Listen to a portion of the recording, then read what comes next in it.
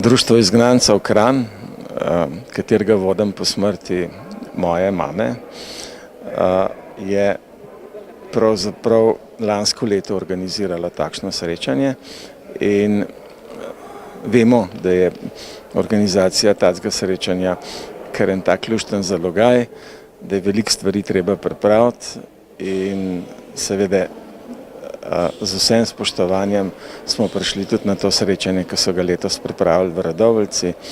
Predsednik Tone Pristov je izredno natančno in lepo vse pripravil in prav je, da se izgnanci srečajo, tudi mi, potomci izgnancev, si vzamemo čas, da jih pridemo podpreti in tudi jaz osebno pravzaprav si vzamem čas iz spoštovanja do moje mame. Vsi imamo mame in vemo, da mame zaslužijo spoštovanje in čas, ker so nam podarile življenje. Vi Dajanci iz Mošan, udeležili ste se 18. srečanja izgnancev tu v Radovljici in tudi sama ste bila izgnana. Kdaj in katerega leta? Sem bila stara 9 mesecev, 44. leta. Z mamo so bile seljene v Burghausen in gor sem preživljala hude čase, ker brez z mamo, in zelo je bilo težko. Nune so me merkale, mama je hodila delati, ki je bila še vilja in punčko sem imela, ki jo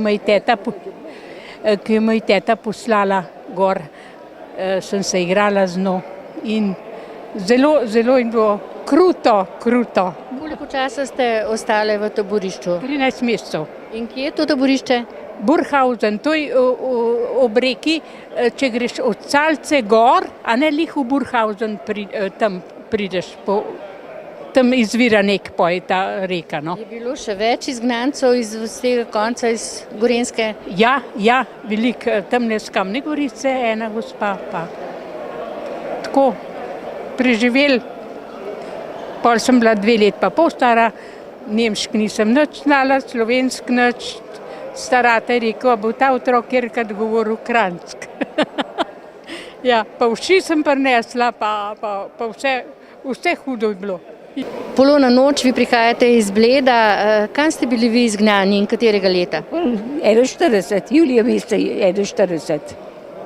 Pa prišli smo pa nazaj spet julija, ki je bilo konec vojske. V katerem taborišču? Ne, to smo bili pa prvo smo bili v kasarni, pa so nas pa Nemci so mogli sprazniti kasarne, pa smo se pa porazgubili, vsak, kar je vedel, znal.